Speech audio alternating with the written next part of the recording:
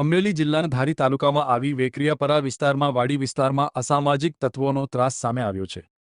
અમરેલીના ધારી વેકરિયાપરા વિસ્તારમાં નહાવા બાબતે ખેડૂતે ના પાડતા અસામાજિક તત્વોએ બે આધેડ વ્યક્તિ ઉપર હુમલો કર્યો હતો, જેથી બંનેને ઈજા થતા તાત્કાલિક અમરેલી સિવિલ હોસ્પિટલમાં ખસેડવામાં આવ્યા હતા।